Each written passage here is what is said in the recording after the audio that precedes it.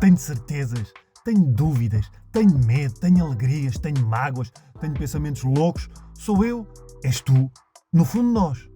Até porque cada vez que me sento aqui para conversar com alguém, eu sei que somos todos malucos.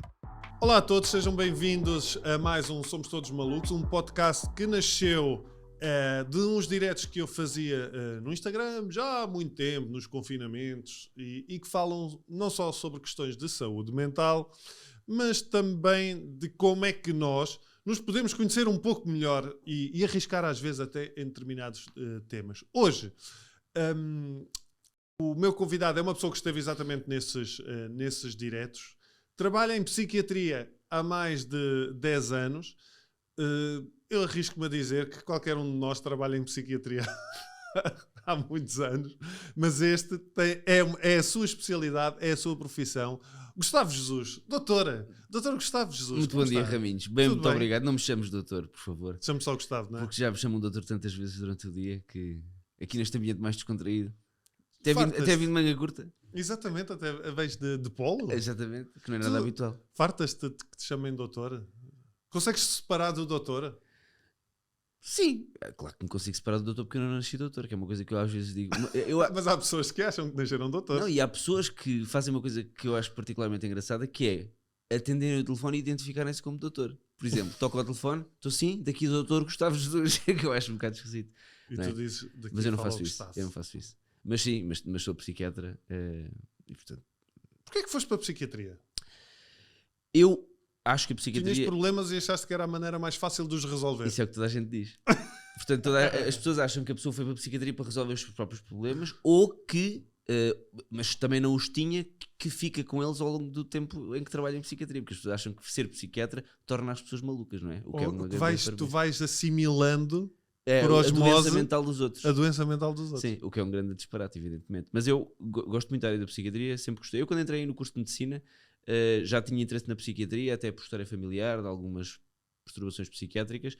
E depois, durante o curso, achei que era a especialidade para mim mais interessante, porque conjugava a biologia, vamos dizer assim, não é? Portanto, a medicina do corpo humano, com o comportamento, que é uma coisa um bocadinho mais etérea, embora na verdade tenha uma tradução biológica sempre. Sim. E uma tradução científica. Palpável e visível já, não é? Sim, muito, muito, aliás. Mas uma das coisas que me interessou foi o facto de ser uma especialidade que tinha ainda muito por descobrir, porque apesar de tudo, historicamente falando, a psiquiatria evoluiu mais tardiamente do que as outras especialidades. Porquê? Porque o órgão onde as doenças mentais acontecem é no cérebro, e o cérebro é mais difícil de aceder, não é? Enquanto que tu... é possível operar, ver o coração, abrir o peito e ver lá o coração. Não é mais tão fácil prático. É mais fácil abrir uma barriga do que abrir uma cabeça. É verdade, embora seja possível abrir uma cabeça, não é? E outra coisa é que mexer na cabeça, mexer no cérebro, pode ter, sobretudo quando não se conhecia o que é que as localizações cerebrais significavam, mexer no cérebro podia ter consequências nefastas, tipo a pessoa deixar de mexer um braço ou outra coisa qualquer. E, portanto... O conhecimento sobre a doença mental e sobre o comportamento humano é mais recente do ponto de vista da história da medicina, desde que há técnicas imagiológicas, ou seja, TAC, ressonância magnética e outras, que permitem ver o funcionamento do cérebro e a estrutura do cérebro sem abrir o crânio. Opa, dá a ideia que tipo, as primeiras operações que se deve ter feito em pessoas vivas, não em cadáveres em que se abriu o cérebro, que depois, quando fechavam aquilo, devia ser mais ou menos eu quando monto uma coisa e sobram peças.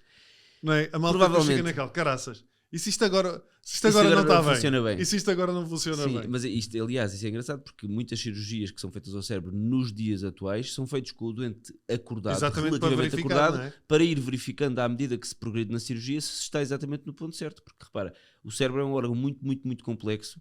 E é para tu veres, quer dizer, toda a complexidade do teu comportamento, das tuas emoções, das tuas relações está naquele pequeno órgão, não é? Portanto, o movimento, aliás, o comando dos outros órgãos de sistemas, do resto do corpo, tudo está no cérebro. É a centralina. É a centralina. Sabes que há um antidepressivo, como aliás tu próprio sertralina. Publicamente já disseste que a tomas, que é a sertralina, e há muitos doentes que dizem que tomam centralina. O que é complicado, porque a centralina é uma coisa volumosa para ser tomada. Porquê é que as pessoas teimam em não ir ao psiquiatra nem ao psicólogo? Isto tem a ver com aquela palavra que tu, aliás, Exato, que eu tenho sempre aqui uma com palavra a qual nos escrita. presenteaste, que é a palavra estigma, que está fortemente, que envolve fortemente as especialidades relacionadas com o comportamento e com a mente, nomeadamente a psiquiatria, que é uma especialidade médica, e a psicologia, que é outro tipo, que é outra licenciatura.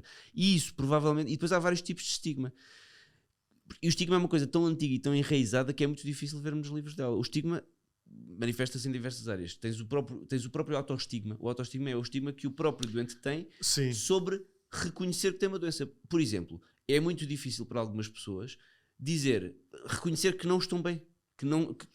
Mas é que é cultural? Eu acho que é cultural e é histórico. E Ou seja, tem a ver com a ideia de não dar parte fraca, que isso é sinal de fraqueza? isso pode ser verdade, mas não é só isso, depende. Ou seja, a forma como o estigma se manifesta é muito diferente. Pode ser o autoestigma, pode ser o estigma da sociedade, não é? A sociedade colocar um rótulo na pessoa que tem doença mental. Aliás, como sabes, há muitas até órgãos de comunicação que utilizam a terminologia psiquiátrica para designar coisas negativas, do tipo o orçamento de Estado é esquizofrénico, o governo está a ter um comportamento autista, se o deputado parece bipolar e outras coisas que tais. Portanto, Só deputado parece bipolar. e isto reforça. Outra coisa que se diz muito é se o senhor não tomou as gotas hoje, por exemplo, não é? Isto é tudo muito reforçador do estigma. Portanto, um estigma social. E depois há estigmas específicos, estigmas dentro das famílias, estigmas dentro das empresas. No local de trabalho, uma pessoa que manifeste que esteve de baixa, por exemplo, por doença psiquiátrica, imediatamente vai ser conotado como uma pessoa problemática, enquanto que quem esteve de baixa por cancro é o lutador e conseguiu vencer a doença. Quer dizer, isto é extremamente injusto. Agora, eu acho que isto historicamente vem do facto de a psiquiatria, duas coisas. Primeiro, a doença mental é muito variada, não é? Isto de falar do doente mental parece que é uma coisa única quando é muito variada. Tu tens as doenças que antigamente eram mais chamadas das doenças mais neuróticas, ou seja, que não são psicóticas, do tipo a depressão, a ansiedade, que são as doenças mentais mais comuns, que não têm comportamentos, habitualmente, na generalidade dos casos, não têm comportamentos bizarros, alterados. Mas depois tens as doenças psicóticas, onde se inclui a doença bipolar, a esquizofrenia, em que o comportamento pode ser manifestamente alterado. Sim. Pode haver manifestações exuberantes de Surtos psicóticos. a pessoa ouvir vozes, achar que estão a ser perseguidos, que veio os OVNIs, que o governo está a pôr câmaras na Mas sua os casa. OVNIs vêm mesmo. Pronto. Quando os OVNIs vierem, depois a gente fala. Mas para já ainda não há evidência de que isso vai acontecer. O que interessa é que durante a história, isto sempre existiu, não é? Na história da humanidade. Sim. E quando não havia compreensibilidade para o que se estava a passar, estes fenómenos são assustadores. E como tu sabes, na Idade Média eram conotados com bruxedo, com feitiçaria. E o que é que acontecia a estas pessoas? Iam para a fogueira. Fogueira ou mais recentemente, e ainda recentemente, sanatórios, não é? Ora bem, mas mesmo assim já foi melhor, porque apesar de tudo, eu diria que é melhor estar no sanatório do que na fogueira. Não sei porque nunca estive na fogueira, mas em princípio não é muito agradável. Digo eu. Mas pronto, ou seja, aquilo era conotado com bruxedo, bruxaria, uma coisa má, uma coisa demoníaca. Depois, quando se começou a compreender que aquilo eram doenças, não havia tecnologia de tratamento, fosse farmacológico ou outro, para tratar as doenças. E, como tu dizes, as pessoas foram fechadas em sanatórios, em hospícios, manicómios, e foram afastadas da sociedade. Portanto, o doente mental, sobretudo, repara, o doente mental da depressão e da ansiedade estava na sociedade e muitas vezes estava retraído, não é? Sim, mas funcionava, não é? É um doente funcional. E se não funcionasse, também não chateava. Porque uma pessoa com depressão, uma pessoa com depressão grave que não seja tratado, Sim. acaba no fundo em casa, na Sim, cama, sim. sem fazer em princípio mal a ninguém, a não ser mal Não a é si próprio. visível, não é visível para a E sociedade. portanto, esses estavam invisíveis porque se tornavam eles próprios invisíveis. E os doentes mentais mais graves, como sendo as psicoses, a esquizofrenia, etc., eram postos pela sociedade em asilos, de forma a eles próprios também estarem fechados. Portanto, durante muitas décadas, se tu vires, Não havia a doença dor, mental desapareceu. Exato. Tudo o que é muito desconhecido é mais assustador. E quando apareceram, depois há aí outro problema, é que quando voltaram a aparecer na sociedade, que foi ali por volta dos anos 60, 70, que foi quando começaram a aparecer os primeiros medicamentos psiquiátricos, esses medicamentos eram medicamentos pouco desenvolvidos, não é? Do ponto de vista técnico, e tinham muitos efeitos adversos, tipo engordar, as pessoas babarem-se, ficarem um bocado apáticas, com uma expressão facial um bocado zombie, como as pessoas dizem, não é? A arrastar os pés. Como eu estou neste momento, mas é por ser de manhã. Pronto, exatamente. Não queria dizer isso, mas ainda bem que há um autorreconhecimento. Não é que eu esteja muito melhor. E esses doentes voltaram a aparecer e o seu aspecto foi ele próprio alvo de estigma, não é? E tornou a doença mental ainda mais estigmatizada. Agora o que as pessoas têm que perceber Engraçado, é que nunca tinha pensado, porque realmente esse faz parte do estigma, nós íamos falar disso, mas já que pegaste no tema exatamente da a medicação de se achar que a própria medicação é um estigma, não é? Claro. Porque as pessoas acham que ainda tem muito presente aquela imagem de quem toma um antidepressivo que vai ficar, ou ansiolítico vai ficar tipo zombie, ou que vai... Sim, a própria medicação... E vem muito daí, então.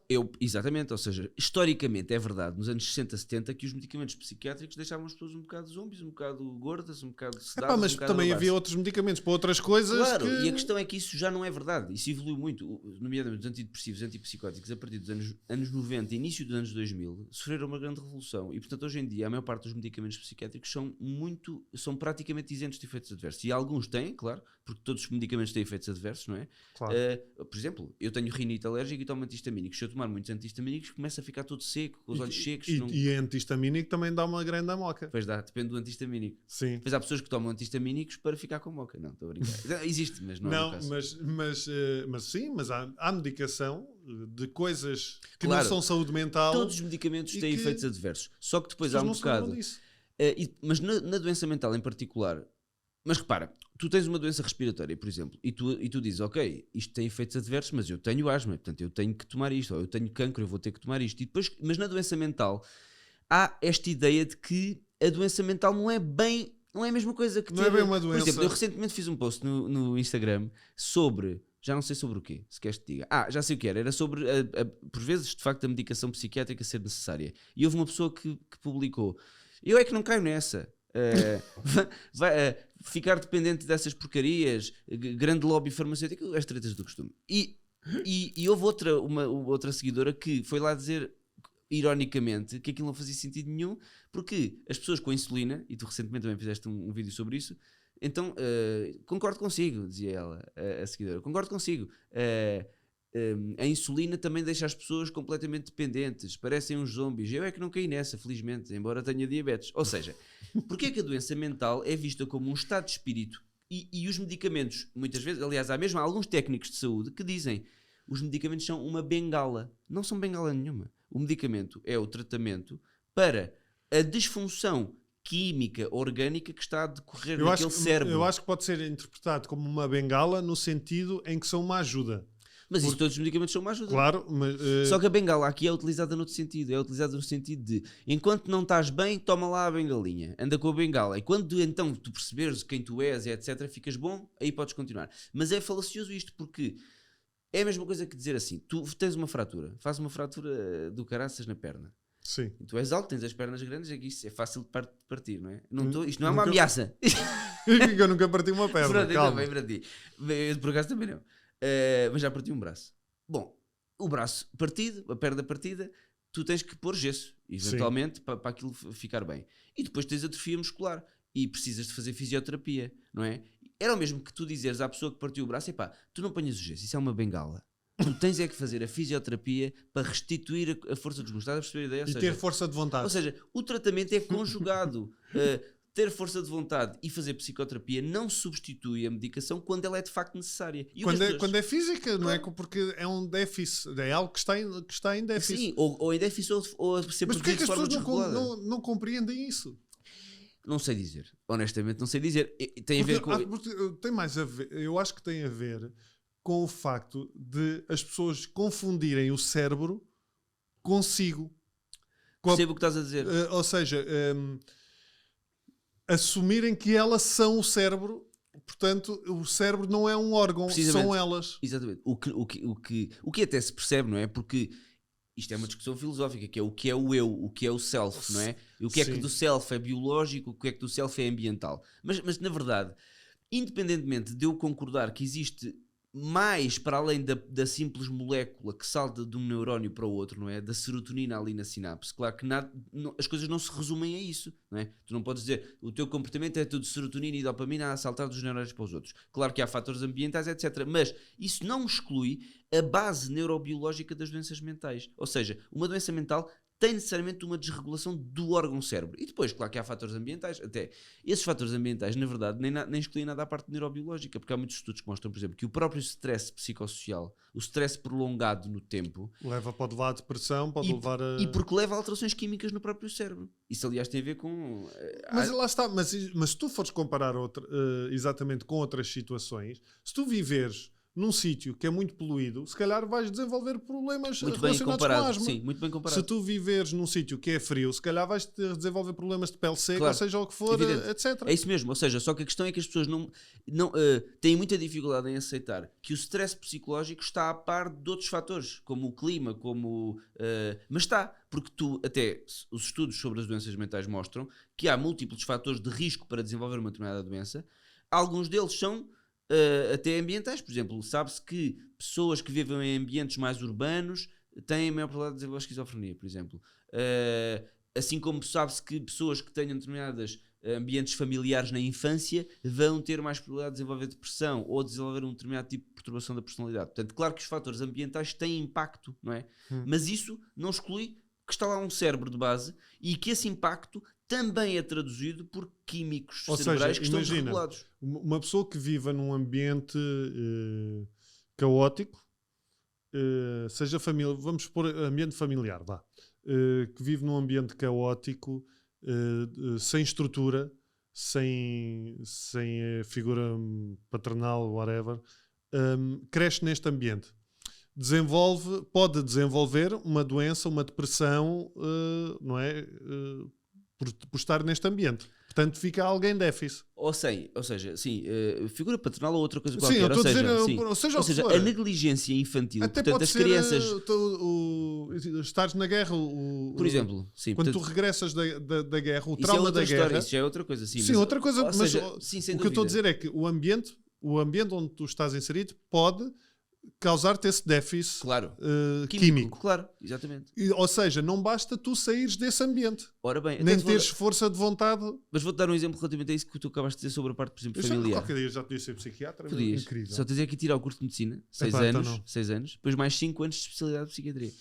Mas, Não, se tiveres tempo para isso, estás à vontade. Não. Eu posso te ajudar nesse sentido. Mas o que tu disseste faz-me pensar numa coisa que é muito interessante.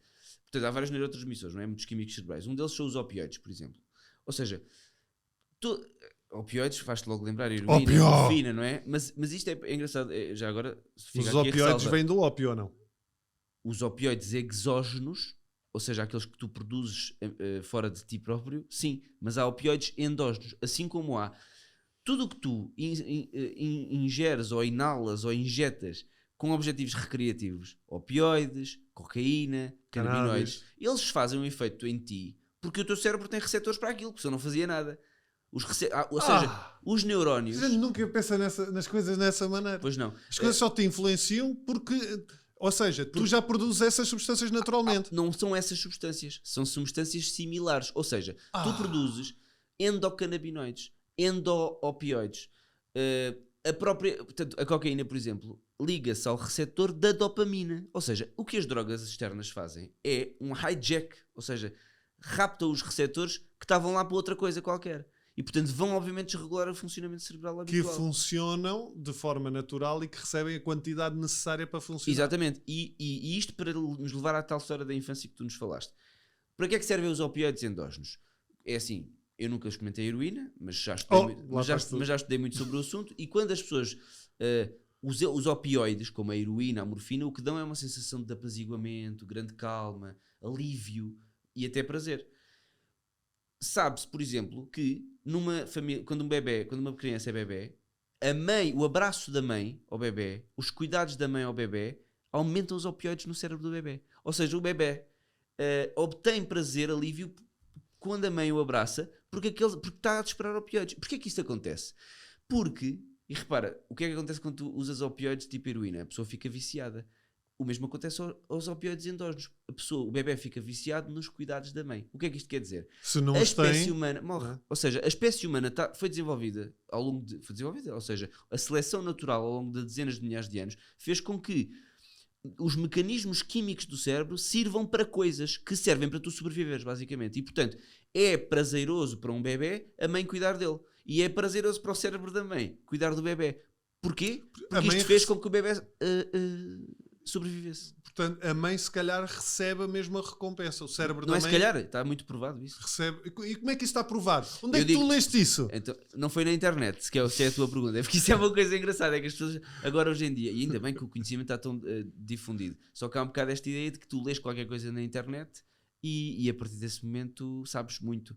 E não é necessariamente assim, não é? Até porque a pessoa normalmente há um viés de seleção, que é tu selecionas a literatura que queres ler de acordo com as tuas próprias crenças. Exato, não é para desafiar as tuas crenças, é só Exatamente. para confirmá-las. Enquanto que tu, quando estás a fazer um curso superior, tens que ler aquilo que te dão, porque é a bibliografia da cadeira, por exemplo. Portanto, isto há estudos que dizem exatamente Sim, e como é que isto foi feito já agora? Porque há estudos que há exames de imagem cerebral, por exemplo, está aqui a ressonância, não é? E depois há ressonâncias funcionais. O que é que isto quer dizer? Tu consegues ver na imagem da ressonância, tu vês o cérebro da pessoa funcionalmente, ou seja, tu vês que zonas é que estão a funcionar, é que se iluminam em determinado momento, numa determinada tarefa. Portanto, é possível pôr um bebê a mamar na mama da mãe, e fazer uma ressonância ao cérebro da mãe e ver o que é que se altera, por exemplo. Em que sítio e em que e porquê. E portanto, agora voltando ao teu exemplo da família, um bebê com negligência, a mãe não está lá, o pai não está lá, não há família, é um bebê abandonado.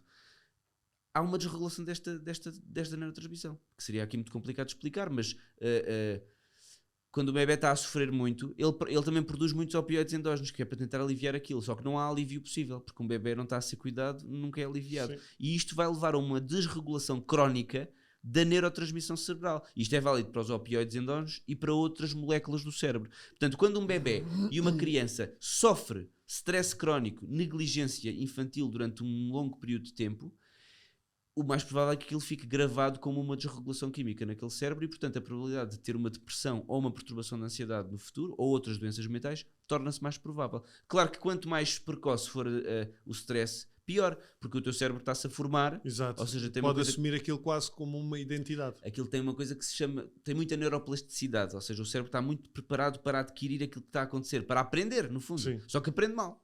E aprende a funcionar mal e, portanto, o cérebro fica mais suscetível de funcionar mal no futuro. Se tu, por acaso, tiveste até uma infância espetacular, tudo ok, mas depois tiveste um período da tua vida, foste para a guerra, por exemplo, como tu estavas a dizer, e desenvolves um stress pós-traumático, mas é uma coisa dirigida, é uma coisa que resulta daquele período. Ou tens uma vida Ou perfeitamente... podes desenvolver olha, tens a pandemia, as pessoas que desenvolveram... Exatamente, eu ia dizer exatamente isso. Até a pandemia ou outro evento de vida qualquer, por exemplo, um divórcio. Um divórcio muito estressante. A pessoa está ali, por exemplo, 2 anos do casamento, que são 2 anos muito a maus, em stress permanente, em discussão permanente, e depois acaba por se divorciar. Mais um ano de stress, partilhas, não sei o quê. São 3 anos de stress crónico e depois, no fim, as pessoas estão com depressão e pensam, pronto, agora que já passou tudo, o problema vai resolver-se. Só que não.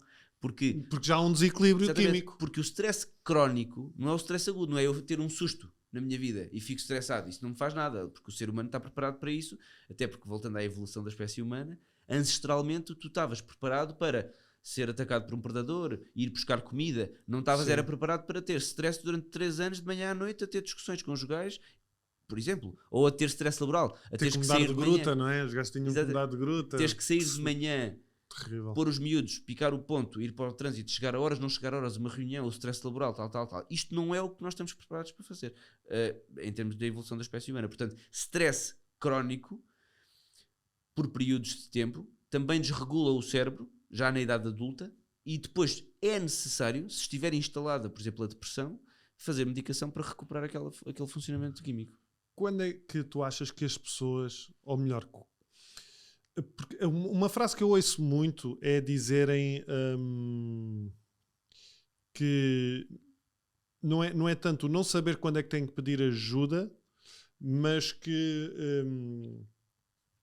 não sabem se precisam de ajuda.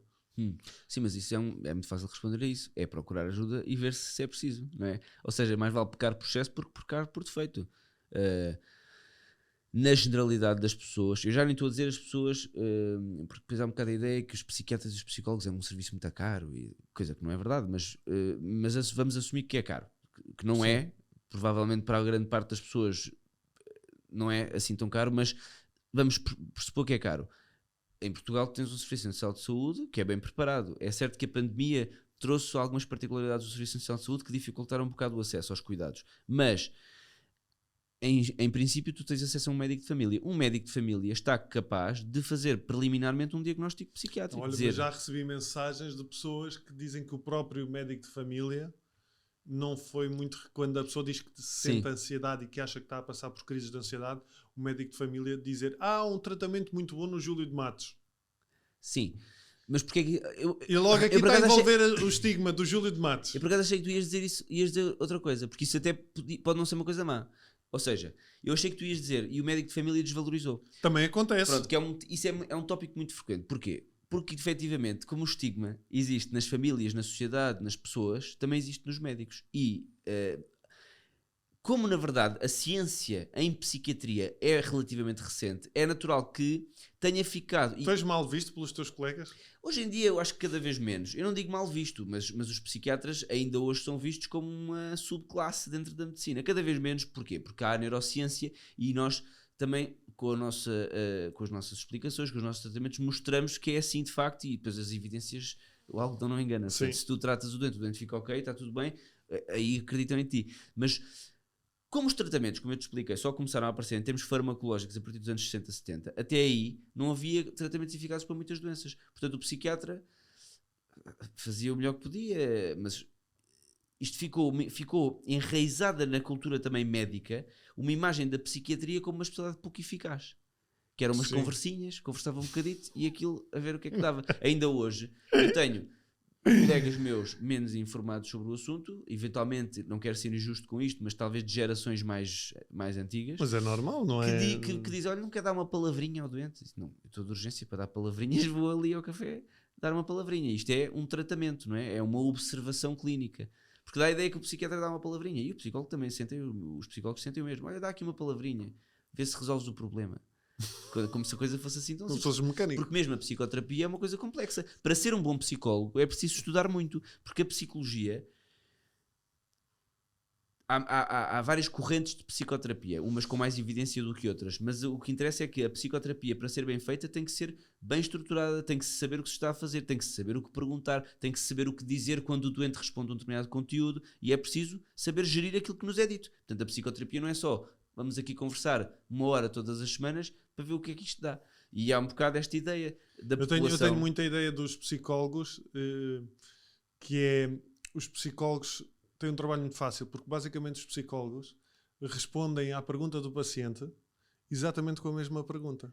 Porque imagina, eu digo assim, senhora doutora, a minha mulher diz que me vai deixar, será que ela gosta de mim? O que é que ele vai dizer? E você?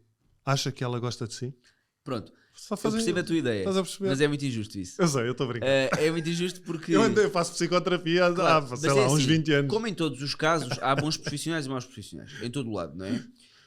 Claro que quanto mais profissionais há de uma determinada classe, mais pessoas menos boas em termos de qualidade profissional tu encontras, não é? Sim. E há muitos psicólogos.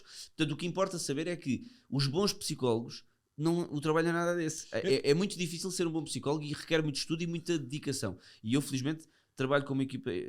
Tu trabalhas com psicólogos, como sabes, tenho uma clínica, que é o PIN, e no PIN nós temos uma equipa de psicólogos, modéstia à parte, excelente, e faz muita diferença para um psiquiatra trabalhar com uma boa equipa de psicólogos. Então qual é a ou não diferença entre um psicólogo e um psiquiatra? O psiquiatra é o que passa aos medicamentos. Isso é o que toda a gente diz, precisamente. Mas não é bem assim. Mas é importante que digas isso. E depois eu ainda queria voltar à questão do médico de família, mas só o psiquiatra. O psiquiatra é médico e o psicólogo não. Portanto, isso dá logo uma série de... O psicólogo é terapeuta. Não, a questão é, é outra licenciatura, é outro curso superior. O psiquiatra, antes de ser psiquiatra, é médico, portanto fez toda a formação de base de qualquer outro médico. O que é que isto quer dizer? Tem uma quantidade de conhecimentos sobre o funcionamento do corpo humano, a biologia humana, o funcionamento dos outros órgãos, a interação entre o cérebro e os outros órgãos do corpo que um psicólogo não tem que ter. E também é importante, quando se faz um diagnóstico inicial de uma doença mental, e isto é sempre válido para a maior parte das doenças mentais, porque às vezes as pessoas...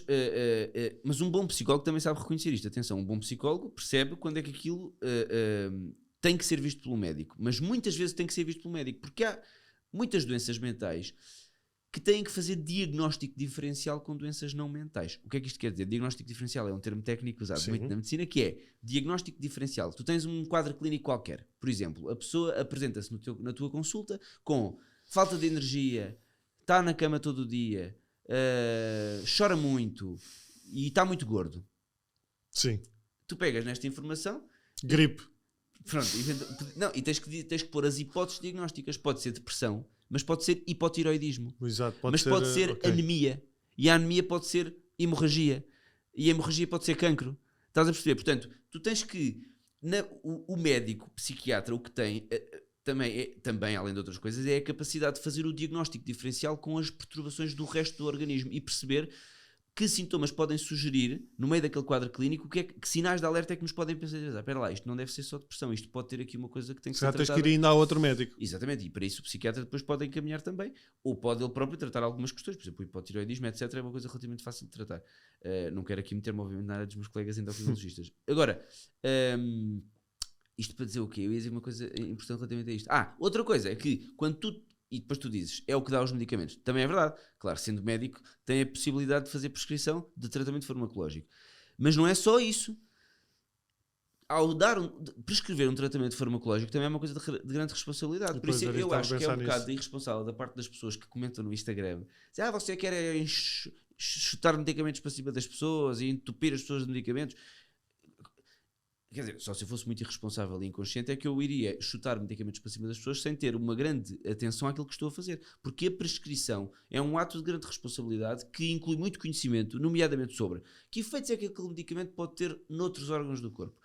A pessoa também tem diabetes e também tem hipertensão arterial. O medicamento que eu estou a dar interage com os medicamentos de outras especialidades. Portanto, estás a ver? Que efeitos secundários é que podem ter? Os efeitos... E porque o teu nome está em causa. Se acontece alguma coisa àquela pessoa... E há efeitos psiquiátricos, há efeitos secundários de um medicamento psiquiátrico que são perfeitamente benignos, não tem problema nenhum, e passam, e há outros que podem alertar-nos, como para qualquer outra especialidade. Portanto, todos estes conhecimentos que eu te estou aqui a dizer, e poderia dizer mais, estão incluídos no PEC psiquiatra, que é médico e depois fez a especialidade de psiquiatria. O psicólogo é uma licenciatura diferente que se vocaciona apenas para... Eu não sendo psicólogo, não quero estar aqui a falar sobre o que não sei, mas... E depois... perguntarás a psicólogos. Mas trabalhas como psicólogo, sim. Mas se vier aqui um psicólogo, pergunta o que é um psicólogo. Porque ele certamente falará melhor do que eu. Mas um psicólogo faz uma licenciatura que tem um extenso conhecimento sobre o funcionamento da mente humana, a tua cognição, a tua função intelectual, as funções cognitivas superiores, como é que tu te relacionas com os outros, as emoções, o funcionamento emocional, tudo isso. E depois os psicólogos também têm várias subespecialidades. Podem se dedicar a uma área de trabalho específica, por exemplo, psicologia no ambiente escolar, psicologia organizacional nas empresas, psicologia clínica e depois, dentro da psicologia clínica, várias correntes de psicoterapia que podem fazer. Claro que depois a psicoterapia propriamente dita também pode ser feita por um psiquiatra. Ou seja, a psicoterapia é um procedimento, ou seja, a psicoterapia é uma técnica, é um programa que tu estabeleces. E tu, como psiquiatra, se tiveres formação para isso, podes também fazer psicoterapia. E os psicólogos, muito frequentemente, fazem psicoterapia. Também há psicólogos que então uma fazem. pessoa deve ir primeiro ao psicólogo ou ao psiquiatra? Epá, se queres a minha opinião honesta, eu não quero melindrar ninguém, eu acho que faz mais sentido ser visto primeiro pelo médico psiquiatra, por este motivo apenas. É que, como eu te expliquei há pouco, há uma grande abrangência de conhecimentos relativamente a outras doenças médicas que possam estar envolvidas, a outros sintomas físicos que os psicólogos não têm que saber. Por exemplo, uma pessoa que está a sofrer que está a ter ataques de pânico e de ansiedade, deve ir primeiro ao psiquiatra ou ao psicólogo? Deve ir primeiro ao psiquiatra, até porque a perturbação de pânico, numa fase inicial, quase inevitavelmente tem que ser medicada, porque a perturbação de pânico causa muito sofrimento e não dá para resolver uma perturbação de pânico numa fase aguda apenas com psicoterapia. Portanto, isso aí já é outro caso. Podíamos ir particularmente a várias doenças, mas em geral o médico consegue ser sensível para sinais de alerta que o psicólogo não tem que ser. Por exemplo, aquela pessoa aumentou o apetite. Porquê? Será que a questão hormonal está alterada? Percebes? Portanto, nesse sentido, agora o ideal, claro, é sempre que o psiquiatra e o psicólogo trabalhem em equipa, que é o que eu faço. Por exemplo, quando sei lá, aos 18 anos fui a um psicólogo na faculdade, que me ajudou, depois fui a outra psicóloga mais tarde que não me ajudou, quer dizer, ajudou, acabou também por ajudar. Mas por volta dos 26, quando comecei a lidar mais com a questão da perturbação obsessiva-compulsiva, o meu psicólogo, a primeira coisa que me fez foi recomendar-me ir ao psiquiatra. Claro. Exatamente porque precisava de tomar algo para me ajudar também a lidar com as questões e a ter esse equilíbrio para poder resolver o resto. Claro, isso, não isso é óbvio, isso para mim é muito claro e por isso quer dizer, na minha profissão eu trabalho com muitos psicólogos e isso para mim é evidente, quer dizer, eu mando os doentes para os psicólogos com toda a facilidade quando acho necessário e os psicólogos mandam os doentes para mim com toda a facilidade quando é necessário. O que me espanta, mas isto são preconceitos que também surgem na formação das pessoas, depois diferentes faculdades falam dos temas de diferentes maneiras e eu vejo nas redes sociais, por exemplo, há muitos psicólogos com perfis de Instagram a fazerem divulgação científica, alguns com melhor qualidade, outros com pior qualidade. E há um bocado esta ideia ainda de que, calma, não vais já ao psiquiatra, olha que ele dá-te medicação. Quer dizer, como se o psiquiatra quisesse andar a dar medicação às pessoas só porque sim, muitas vezes. Eu tenho muito... Porque tu ganhas dinheiro, tu vais de férias para as Maldivas, porque se passares aquele medicamento recebes. Voz do povo, isso, exatamente. Isso é o que as pessoas acham, quer dizer, isso é uma coisa completamente descabida. A indústria farmacêutica hoje em dia é altamente controlada e há todo o tipo de mecanismos de declaração à Infarmed e N declarações possíveis de controle. E é óbvio, quer dizer... Eu não posso falar pelos meus colegas de há 30 anos atrás e do que é que eles fizeram, se estava correto ou não, mas quer dizer, eticamente falando, eu não acharia aceitável que eu fosse prescrever um determinado tratamento por obter um determinado benefício. E isso não acontece, pelo menos não acontece na enormíssima maioria das pessoas, percebes? Agora, e mais que isso, ou seja, eu não ganho nada em prescrever um determinado medicamento. Essa é que é a verdade. E se eu prescrevo o medicamento é porque eu acho que a pessoa precisa do medicamento. Eu já houve doentes que foram à minha consulta e saíram de lá sem medicação. Por exemplo, olha, eu acho que não se justifica fazer medicação nenhuma, eu vou encaminhá-lo para a psicoterapia apenas. E se calhar as pessoas dizem, mas receite-me aí qualquer coisinha. Há pessoas que ficam espantadas, sim. Há pessoas que é o contrário. Há pessoas para tudo. Há pessoas que vão lá e mal entram, dizem logo assim, olha doutor, eu venho aqui ao psiquiatra, mas digo-lhe já que vim muito renitente. Que é ótimo, não é? Tu começas o teu dia e pensas, ok, pronto. Logo às 9 da manhã. Vem para aqui, mas não quer vir. O que é que ele vem cá fazer? Mas vim muito renitente e também lhe vou dizer já. Eu quero um tratamento sem químicos. E tu dizes logo assim, bom, então agora que já deu todas as suas condições, podemos começar a consulta? É assim que eu faço. Porque de facto, a pessoa sabe lá, não é? A pessoa não tem conhecimento técnico para saber se precisa ou não precisa de medicação. Agora, o que é importante é que seja feito um diagnóstico correto e o tratamento conjugado de medicação e psicoterapia é sem dúvida sempre mais eficaz. E sobretudo as pessoas não terem medo. Não há razão para ter medo. Eu acho, mas há o desconhecimento, porque não há nada pior do que uma pessoa resolver as suas questões, sejam elas só emocionais ou neuroquímicas. Eu percebo isso, mas repara, mas é porque isso é uma confusão, e ainda bem que diz isso, porque isso é uma confusão que muita gente faz, que é, uma coisa são as tuas questões emocionais, não é? Sei lá, como é que o teu pai te tratou, como é que a tua mãe te tratou e como é que a relação que tu tens com a tua mãe e com o teu pai influencia a relação que tens com os teus amigos e com as tuas namoradas, etc, etc. Portanto, são as tuas questões do teu funcionamento emocional, da tua personalidade, como é que a tua personalidade se moldou ao longo do tempo. Tudo isso é óbvio que não se trata com medicação. Isso é óbvio, certo? Portanto, é o teu funcionamento, é a tua personalidade, é o teu feitio, forma como... Mas a gente mistura tudo.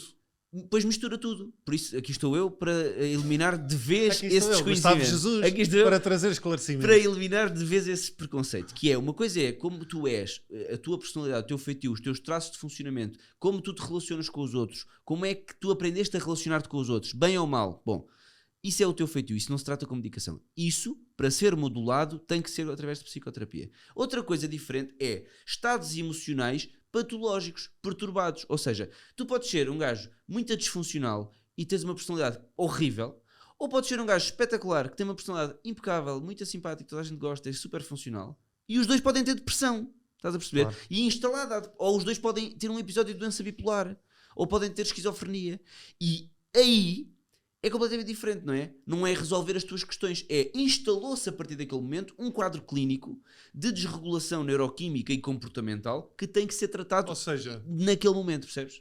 Então, o que estás a dizer, de qualquer modo, é que um adolescente de 16, 17 anos, 18, seja o que for, ou um adulto que esteja a passar por dificuldades na sua vida e que esteja a ter, seja ataques de pânico, seja de ansiedade, seja falta de motivação de não querer fazer nada, desistir da escola ou do trabalho, antes de ir a um psicólogo, deve ir a um psiquiatra exatamente para fazer um despiste de outras coisas. E a partir daí logo vê se é necessário o psicólogo, porque pode ser só questões mais de relacionamento humano.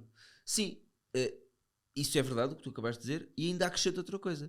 e mesmo que seja não questões de relacionamento humano, mas uma depressão propriamente dita, ou uma perturbação da Sim, ansiedade, também aprender a viver, psicoterapia não é? também tem um papel ali, porque tu vais desconstruir aquelas emoções que estão ali, que são emoções perturbadas, são emoções novas que surgiram naquela altura, mas podem ser desconstruídas e pode-se aprender a funcionar de outra maneira e pode-se aprender a lidar de futuro com outros fatores de stress.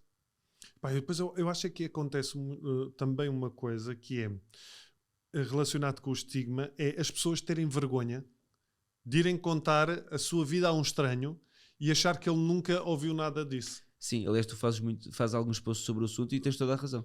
Porque eu identifiquei-me também com isso, porque eu exatamente quando comecei a lidar com a perturbação obsessiva ou compulsiva, quando comecei a ler livros, olha, tipo este livro que eu tenho aqui, que eu mandei vir da Amazon, The Imp of the Mind, que é escrito por psiquiatras, acho eu, e que tem estudos e tem casos clínicos, e eu comecei a perceber que do outro lado do mundo havia pessoas que tinham exatamente os mesmos processos mentais que eu tinha, as mesmas dúvidas ao mais ínfimo pormenor. E as pessoas acham que quando vão a um psicólogo ou um psiquiatra... Vão ser os únicos a dizer aquilo. Quando o psiquiatra já ouviu... Mas eu digo muitas vezes aos meus doentes, porque há pessoas que vão um bocadinho mais retraídas e com mais medo de falar e tal. E eu digo assim, pode dizer o que você quiser. Eu já ouvi muito pior. De certeza absoluta. Aquilo que você me vai dizer eu já ouvi muito pior. E, portanto, e habitualmente é verdade. Porque eu já ouvi muitas coisas, não é? Portanto, as pessoas não têm que ter medo de falar sobre... Até porque, repara... Ou então acham que tu vais contar... Isso era o que eu ia dizer precisamente. O ambiente da consulta é estritamente confidencial. Não há... até porque, repara... Que interesse é que os meus amigos têm na vida dos meus doentes, sinceramente, não é? Ou seja, eu não quero... É horrível o que eu estou a dizer, mas eu estou ali para fazer um diagnóstico e tratar uma pessoa. Eu acho que pode haver curiosidade de tipos como eu dizer assim, quem é que foi o gajo mais maluco que lá apareceu? Mas tu podes dizer isso e eu posso dizer, não vou dizer. Claro. Que é o que eu habitualmente faço, não é? O ambiente de consulta médica e de consulta psicológica é um ambiente confidencial e tudo o que é dito, a não ser que seja um crime público, não é? Tipo um homicídio. E tu dizes assim, você matou alguém? Pronto, vou-lhe receitar aqui pronto, sertralina. Isso são as únicas exceções em que pode ser rompido o sigilo médico. No caso de um homicídio, uma violência. Sim, só aí, de outro modo, não se pode, de forma alguma, do ponto de vista ético e deontológico, romper E tu não tens pessoas que ficam ao mesmo tempo, quando vão com essa premissa de nunca ninguém lhe contou aquilo que eu vou contar. Depois a pessoa conta e tu dizes, sim, é isto. E a pessoa não se sente quase tipo desvalorizada. Tipo, às vezes. Naquela, sim. Eu achei que era único, que era e depois há uma coisa que é, e isso é normal. Tu próprio, aliás, há bocado disseste isso no fundo implicitamente na tua frase, que é as pessoas confundem um bocado a sua história de vida com a história da sua doença. Sim, e depois tu numa consulta, imagina, uma primeira, andam lado a lado, mas também andam lado a lado, por exemplo, um cardiologista. Eu lembro perfeitamente, quando era aluno de medicina e estava a ter aulas de cardiologia, por exemplo, era-nos explicado, olha, as senhoras que têm o infarto depois vão-vos querer contar todos os pormenores do dia em que tiveram o infarto. Isso não interessa nada. Vocês têm que ter, de forma educada e tal, atalhar e ir. Sim, minha senhora, eu já percebi que a senhora de manhã abriu os cereais, mas eu quero é saber quando é que começou a dor. Quando é que começou a dor, estás a perceber? E ela diz, foi quando meti o leite, porque eu bebo geralmente leite, bebo leite meio gordo e bebi leite gordo. Porque há pessoas que começam a contar as coisas e dizem assim, olha, eu nesse dia de manhã levantei-me e ouvi logo, doutor, que a coisa não estava bem. Porque eu quando pus os pés nos chinelos eu sentia as pontas dos dedos frios e coisas deste estilo, estás a ver? E tu tens de dizer, sim minha senhora, mas agora vamos à frente. E as pessoas aceitam bem isso, porque as pessoas percebem que o cardiologista está a querer apurar o que é que aconteceu ao coração. Mas se o psiquiatra faz isto, já é ofensivo. Porque tu, que é isso? Não está a desvalorizar o que eu Ora bem, mas quando a pessoa me está a contar coisas que são irrelevantes para o diagnóstico diferencial, eu muitas vezes tenho que, sobretudo numa primeira consulta, claro que depois das outras consultas vamos tendo tempo para conhecer melhor as pessoas e para saber mais sobre a sua história de vida, mas uma primeira consulta tem uma duração de 1 hora. Eu numa hora tenho que apurar montes de informação. Eu tenho que saber como é que foi a vida familiar na infância, eu tenho que saber que outras doenças médicas teve, se já fez medicações, quais foram os sintomas. E se a pessoa tens que ser médico. Ora bem, e se a pessoa me começa a contar coisas que eu acho menos relevantes para o diagnóstico, eu vou ter que interromper. Isso por vezes é mal visto. Porque há esta questão, esta confusão que é a doença cardíaca é perfeitamente identificada e a pessoa percebe, ok, eu estou aqui a dar informação que é irrelevante. A doença mental, as pessoas pensam, mas a doença mental é a minha vida, eu sou a doença, eu sou o cérebro sou eu, estás a ver? Portanto, há muito esta falta de conhecimento de que a doença mental, e o próprio nome doença mental é um bocadinho revestida de estigma, não é? Ninguém diz doença cardíaca, ninguém tem problema com isso. Doença mental.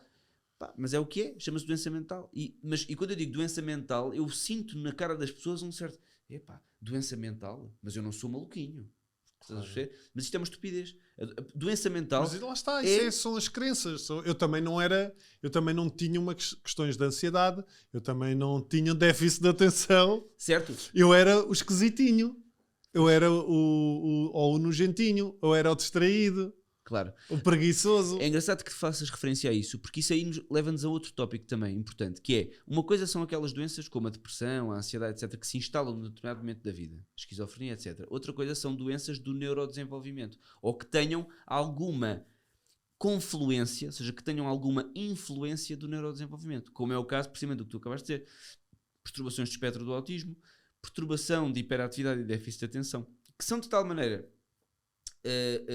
fundamentais na pessoa, ou seja, desde do nascimento que existem, que por vezes são confundidas com feitio. Com traço de personalidade. E com mau feitio até. Sim. Por exemplo, o espectro do autismo, tu tens o autismo muito grave, que são pessoas que são evidentemente muito disfuncionais, depois tens o espectro do autismo muito ligeiro, pessoas que, olha, é um bocado estigmatizante a própria coisa que eu vou dizer agora, mas que tu não tens qualquer evidência ao primeiro contacto de que a pessoa tem uma perturbação de neurodesenvolvimento. E achas que é só esquisita?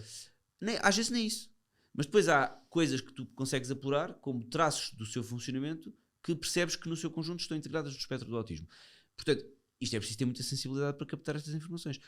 Mas estas pessoas podem ser só consideradas chatas, esquisitas, etc. E, por exemplo, as pessoas com hiperatividade e déficit de atenção, que é um tema onde eu trabalho com muito interesse, é um tema que me interessa muito, é uma perturbação de neurodesenvolvimento também, que se manifesta desde a infância até a idade adulta. 50% dos casos, portanto aquilo tem uma prevalência na infância de 7-8%, que é bastante. E metade dessas pessoas, quando chega à idade adulta, continua a ter critérios diagnósticos. Algumas com o neurodesenvolvimento, à medida que o cérebro se desenvolve, deixam de ter a PHDA, que é como se chama, perturbação de hiperatividade e déficit de atenção, e outras que depois da idade adulta continuam a ter a doença. E isto muitas vezes é tido como um feitio, porque há 3 coisas da PHDA. Déficit de atenção, ou seja, és um distraído, estás sempre com a cabeça na lua, nunca ouves ninguém, não tens respeito por ninguém, Sim. porque não estás a ouvir, mas na verdade tu não é falta de respeito, é que tu desligas porque tens déficit de atenção. Depois, a hiperatividade. A hiperatividade é menos frequente na idade adulta, é sobretudo nos miúdos, são muito mexidos e depois aquilo acaba por desaparecer com a idade e acontece muitas vezes aquelas pessoas que estão assim com o pé ou que não param com a caneta, que ficam resquícios de hiperatividade. E depois tens outros 2 componentes principais, a impulsividade, que faz parte do diagnóstico de PHDA, de hiperatividade e déficit de atenção. A impulsividade, no fundo, que é agir, falar antes de pensar. Ou seja, agir, tomar decisões ou falar, dizer uma coisa qualquer sem pensar, sem refletir. E essa impulsividade pode ser nefasta para ti e para os outros. Também é visto como um traço de personalidade. Este gajo é insuportável. Este confunde frontalidade com falta de educação. Portanto, é a mesma coisa assim. E depois temos uma quarta coisa que causa muita sofrimento às pessoas, que é a desregulação emocional. Que tem a ver também com isto, porque isto tem a ver com uma zona do cérebro que é o cérebro pré-frontal, que é a zona, no fundo, que é o filtro comportamental, vamos dizer assim.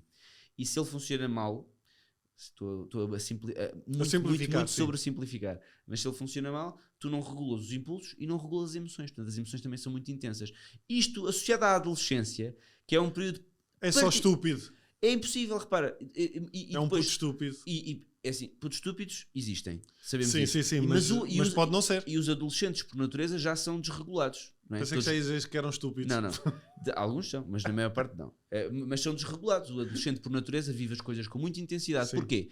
Porque o cérebro pré-frontal, isto onde é que nós já vamos, mas o cérebro pré-frontal desenvolve-se de forma desfasada com o resto do cérebro. Ou seja, tu estás a crescer e o teu cérebro tem 2 regiões principais. A zona mais interna, que são os núcleos, digamos, da base, que é onde se geram as emoções. E a zona pré-frontal, que fica aqui na zona de trás da testa, que é o filtro comportamental. A parte que eu acabei de explicar das emoções, que é o também chamado cérebro reptiliano, que é aquilo mais primitivo que nós temos, desenvolve-se muito cedo. Portanto, no início da adolescência já está ali a bombar emoções. Mas o cérebro pré-frontal continua a desenvolver-se até aos 23, 25 anos. E, portanto, é normal que haja um desfazamento e, portanto, os adolescentes são muito emocionais, são muito impulsivos, etc. E depois o cérebro continua a desenvolver-se e aquilo naturalmente vai ao sítio. Agora, imagina que por cima disto, tu tens uma doença, nomeadamente a PHDA, que aumenta a impulsividade, que aumenta a desregulação. Isto causa muito sofrimento, causa muita disfunção, mas aos olhos dos outros muitas vezes é visto como ele levava era 3 chapadas e era assim que ele ficava bom. O que é uma estupidez. Provavelmente já se usou isso como tratamento em psiquiatria nos primórdios. Sim, os tratamentos felizmente em psiquiatria evoluíram muito, havia banhos quentes e frios, que era assim, a pessoa estava psicótica, a ouvir vozes e vinham os ovnis buscá-la, ou o Papa era pai dele e o Hitler tio. O que é que faziam estas pessoas? Não havia medicamentos, faziam-se coisas inacreditáveis, por isso também a psiquiatria está associada à autoestima, que é Dos faziam filmes, mal, e faziam dos mal às filmes. pessoas e de facto faziam mal, mas não era E a cena dos filmes, de estar sempre a malta amarrada, Claro. e sempre naqueles sítios Horríveis. com tudo a pingar Claro. água. E já por não é todo assim, lado. mas foi assim. Porque as pessoas tinham que ser amarradas porque senão podiam fazer mal a si próprias porque não havia forma de as conter, não havia medicação. Felizmente depois existiu. E hoje em dia são medicações muito boas e muito isentas de efeitos adversos. Mas na época faziam-se banhos quentes e frios, que era assim, tu punhas o doente e depois jatos de água quente, fria. E a pessoa ficava completamente exausta e caía para o lado. E pronto, estava o tratamento de banhos quentes e frios. Ou, mais recentemente, outra coisa que era feita, chamava-se o coma insulínico. Não sei se já ouviste falar. Que era, olha, nem a propósito dos zumbis de Basicamente insulina. era baixar os níveis de Ora insulina bem, não, até a pessoa... os de glicémia. Ou Os seja, glicémia, davam exatamente. tanta insulina que a pessoa entrava em coma. Como ficava em coma? Ficava quieta. E ficava bem. E ficava bem, se é que podemos dizer assim. Mais ou menos. Há uma coisa... Mas ainda hoje as pessoas vão ao consultório pedir uma cura de sono, que é uma coisa que me irrita. O doutor não acha que eu preciso de uma cura de sono? Uma cura de sono. Ficar 2 ou 3 diazinhos a dormir mesmo Mas há profundamente. clínicas que fazem isso, não é? Epá, se fazem não deviam, porque não tem cabimento nenhum. Mas não, tipo, uma pessoa dormir 2 ou 3 dias não deve ser fixe. Deve ser porra. Pá, não é muito fisiológico, porque não é Não é suposto tu dormires 3 dias seguidos, não é? Não tem, mas uma coisa diferente é, tu estás gravemente doente com uma psicose. Pronto. Não pões a pessoa a dormir 3 dias, mas a medicação às vezes numa fase inicial de um É surto mais forte. psicótico é mais forte e a pessoa pode ficar mais sedada, mas não estás a fazer uma cura de sono, estás a Mas precisar. aí são exatamente sedativos. Claro, e estás a usar uma medicação com uma dose mais alta porque naquele momento a pessoa está gravemente psicótica e tem que ser medicada para isso, e depois reduz e a pessoa vai ao normal. Agora, para depressões e ansiedade não existe tal coisa como cura de sono. Há outro estigma, nós estamos quase a chegar ao fim, mas há aqui outro estigma que eu gostava de falar, que é as próprias pessoas confundirem-se com a doença. Ou seja, quando as pessoas dizem eu sou depressivo, Completamente, tens toda a razão. ou eu sou obsessivo ou compulsivo, eu tenho já mais cuidado em dizer Eu tenho doença. eu tenho questões relacionadas com a perturbação obsessiva ou compulsiva, Certo. ou eu lido com questões sobre a ansiedade, Claro. porque eu não sou a doença. Isso é completamente verdade. Só um pequeno parênteses prévio. Há pessoas que são ansiosas, por natureza. Mas isso é a tal coisa da personalidade. Exatamente. Mas isso é outra coisa diferente. Outra coisa é instalar-se uma doença. E aí não faz sentido dizer eu sou. Mas também, já agora, na cultura popular, há pessoas que gostam de manifestar que são a doença. Por exemplo, Eu aposto nunca ouviste que aquelas pessoas que dizem eu tudo sou é- oncológico. Sim. Eu sou oncológico, eu sou cardíaco. Que é uma boa expressão. E também eu sou É fazer, psiquiátrico sou neste cardíaco. caso. Eu também sou cardíaco, Ai, também também. tenho coração. Exatamente. Que Eu engraçado. sou Somos cardíaco. os dois cardíacos. Mas realmente isso é verdade o que tu estás a dizer, mas isso liga-se a outra coisa que ainda bem que falas disso, porque eu queria falar disso e assim antes de acabar ainda falamos do assunto, que é há um bocado a ideia de que a doença psiquiátrica, a doença mental, como queiras chamar, em geral é crónica e nunca mais desaparece, e isso não é verdade. Existem doenças, como é o caso da esquizofrenia ou doença bipolar, que são doenças crónicas e que requerem medicação para sempre, mas essa medicação para sempre não tem que perturbar a vida da pessoa. A pessoa faz uma vida completamente normal. Como quem enquanto toma é como quem tem um antihipertensor. Exato. Como quem tem hipertensão e tem que tomar sempre. Ou quem tem Diabetes outra- e tem que tomar insulina? Sim, exatamente. Há doenças mentais, como é o caso da esquizofrenia ou da doença bipolar, que precisam de medicação sempre para manter a estabilidade clínica e a pessoa ter uma vida completamente normal. Olha, ainda agora estava-te a falar antes de começarmos que estou a ver a série Homeland, agora, Sim. não é? Em que, por acaso, a personagem central, que é a Carrie Mathison, é doente bipolar e está muito bem retratado, recomendo a todos que vejam. Está bem retratado porque ela faz a medicação E sempre que para a medicação, fica péssima. Mas quando faz a medicação é altamente funcional. E é assim que na vida real a maior parte das pessoas que cumprem o tratamento funciona. O problema é que depois as pessoas são muito resistentes em fazer um tratamento Até ao fim. não é até ao fim, neste caso crónico, não é?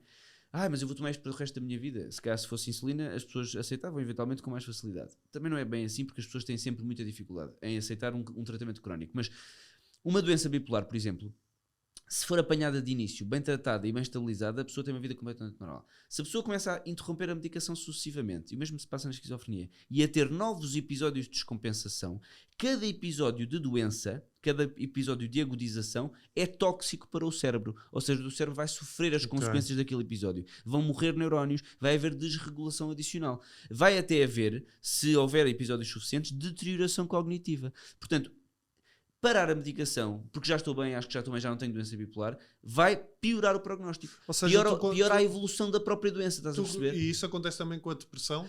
Também, embora menos intensamente. Sim. Agora, na depressão funciona de forma diferente, que é o seguinte: enquanto que a doença bipolar, a esquizofrenia, é sempre uma doença crónica e tem sempre que fazer a medicação até ao fim da vida, que é uma medicação que, se for bem feita, é inócua de efeitos adversos, a pessoa faz a vida normalmente. No caso da depressão, a depressão em princípio não é uma doença crónica. Ou seja, se tu tens um primeiro episódio de depressão, se o tratamento for bem feito, na maior parte dos casos, a doença é eliminada, podemos dizer assim, não é muito utilizado em medicina este termo, hoje em dia, mas é curada e a pessoa vai à sua vida. O problema que acontece muito é que muitas depressões se tornam resistentes ao tratamento e se tornam recorrentes. Algumas delas, porque naturalmente isso aconteceria na história da doença. Mas outras exatamente mas que as pessoas interrompem os tratamentos. Mas isso é uma minoria, ou seja, as depressões que se tornam crónicas, porque são assim, são uma minoria. A maior parte das pessoas que andam depois com depressão o resto da vida e sempre a ter episódios é porque não cumpriram bem os tratamentos e não foram bem medicadas. Porque o objetivo do tratamento da depressão é assim: tu tens um primeiro episódio de depressão, vais ao médico psiquiatra, é-te feita a medicação com o antidepressivo e depois alguma coisa que seja necessária e tal, vais fazendo os ajustes necessários até a pessoa ficar a 100%. A partir do momento em que tu estás a 100%,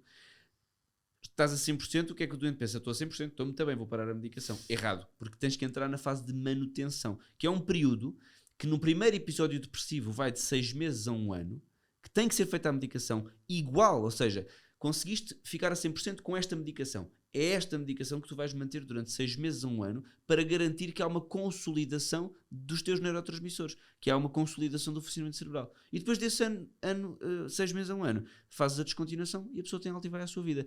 Isto para te dizer que, na maior parte das pessoas com doença psiquiátrica, a medicação não é para fazer toda a vida. E as pessoas têm imenso medo, e vê-se nas redes sociais estes comentários. E têm medo de outra coisa, do desmame, porque dizem que o desmame é muito complicado. Mas não é, é facílimo. O desmame dos medicamentos atuais é facílimo. Aliás, só há uma classe de medicamentos psiquiátricos que causa dependência, que são as benzodiazepinas, que inclui o alprazolam, que é o Xanax, o diazepam, o lorazepam, etc. Tudo que acaba em pan.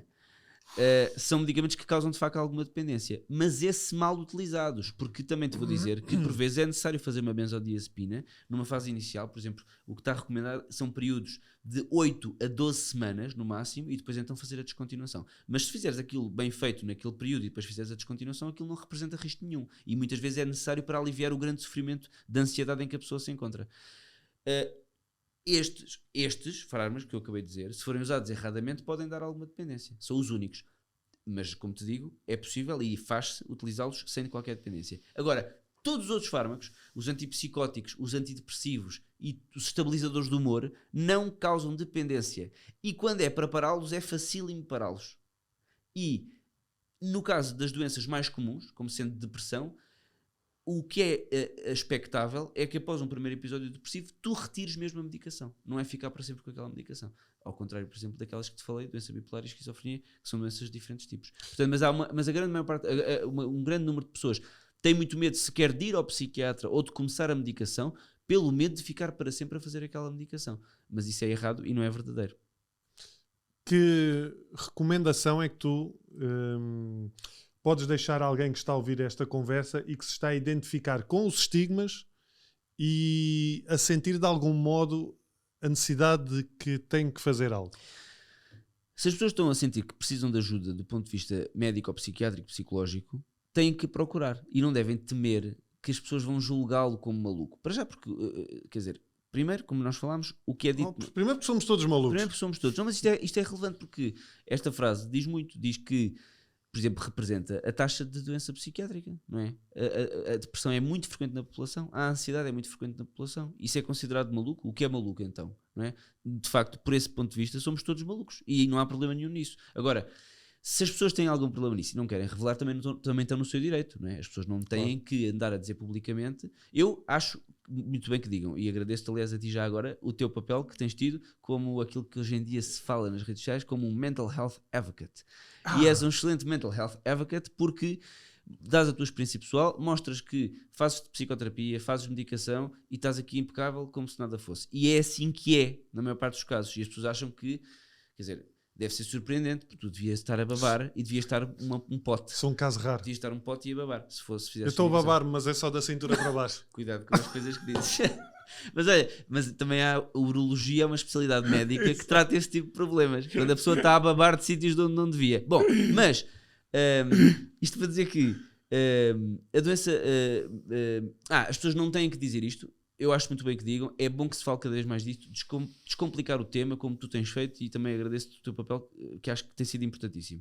Porque repara, tu se calhar não tens noção, ou se calhar até tens, da importância que tem tu dizeres publicamente na televisão ou nas redes sociais que fazes medicação. Sei. É de um relevo espetacular. Por isso, obrigado por esse contributo. Agora, as pessoas não têm que fazer isso, não é? Claro. As pessoas podem manter a sua doença, assim como há pessoas que não se resolver importam. as suas questões. Há pessoas que dizem até há outros assuntos que eu lido e não os partilho, porque pessoas, não me faz sentido. Assim como há pessoas que falam da sua doença oncológica descomprometidamente e outras que não querem. O mesmo se passa com a doença mental. E, portanto, as pessoas têm que saber que quando vão a uma consulta psiquiátrica ou uma consulta psicológica, fica lá. Agora, se a pessoa sentiu que está diferente do que era já há bastante tempo, não funciona bem, antes funcionava bem, deixou de funcionar, não é a mesma pessoa, estou diferente, eu não sou assim, procurem de facto ajuda, porque o tratamento hoje em dia é eficaz, é seguro, não tem efeitos secundários. O tratamento deve ser conjugado de psicoterapia e psicofarmacologia quando é necessário. Quando não é necessário medicação, também não se faz medicação. O psiquiatra não tem qualquer interesse em medicar a pessoa se a pessoa não precisar de ser medicada. Portanto, o mais importante é que a pessoa que está a sofrer e que percebe que não está como era, procure ajuda. Tudo o que se passará na consulta é completamente confidencial e não vai ser divulgado. E o tratamento é eficaz e a pessoa pode voltar a ser o que era. Eu só acrescentava mais uma coisa, que é não colocar em causa o facto, porque muitas vezes não se acerta no primeiro psicólogo nem no primeiro psiquiatra. E a frustração que advém daí não ser a razão para desistir de procurar ajuda, porque eu não acertei no primeiro e ainda há pouco tempo mudei de psiquiatra porque senti que se calhar precisava de alterar aqui algumas coisas e perceberem que isso apenas faz parte do caminho e que não é o seu caso, que é super difícil e impossível de resolver. Tens toda a razão nisso, é muito importante que se diga isso. E repara, eu tenho muitos doentes e eu de certeza que também já falhei. Porque é impossível tu acertares sempre. E posso ter colocado de uma vez, eu felizmente tenho a sensação e tenho essa perspectiva e esse feedback que na maior parte dos casos os doentes têm sucesso no tratamento dos doentes, mas certamente que já houve casos em que eu mediquei para uma coisa que me pareceu e fiz um julgamento errado numa primeira fase, percebes? Agora, a verdade é que felizmente mesmo que não se acerte à primeira, eventualmente vai-se acertar, porque isto está tudo nos livros. Isto não é uma coisa inventada que nós fazemos do tipo, veja lá, deixa cá ver, vou pôr o meu turbante e decidir o que é que você precisa. Não, eu quando estou a ouvir um doente, eu estou mentalmente a fazer uma checklist de coisas que eu preciso de apurar para perceber, ok, é isto ou é isto? Portanto, as coisas são muito mais objetivas do que as pessoas pensam. E por isso, isto para concordar contigo, que mesmo que não se encontre no primeiro psiquiatra ou no primeiro psicólogo a solução, a doença mental tem a objetividade suficiente para essa solução ser encontrada, o diagnóstico ser feito e o tratamento também ser realizado. Pronto, muito obrigado. Obrigado, Gustavo, Raminhos, mais uma vez. Gustavo Jesus, o Messias da psiquiatria. Epá, acho que essa terminologia é um pouco excessiva. Quanto a vocês, nós embora voltamos... seja Jesus, não é? Sim, é Jesus. Deve ser por isso. Exatamente. É por isso. Claro. A cabeça de um humorista tem sempre um twist. Lá está, se calhar devia tomar alguma coisa. Peço desculpa pela interrupção. Muito obrigado, Gustavo. Vocês já sabem, estaremos novamente cá para a semana com um novo convidado. Subscrevam o canal, ativem as notificações para receberem, assim que sair o vídeo, receberem então quem será o novo convidado, não é? E sempre que sai um vídeo recebem assim logo no vosso feed do YouTube. E continuem a acompanhar estas conversas e espalhem a mensagem. Espalhem, partilhem isto com os amigos, com aquele amigo que vocês acham que precisa de ir ao psiquiatra. Espalhem a mensagem como Jesus fez. O outro, não é este? Sim, o outro Jesus. Exatamente. Eu sou Gustavo.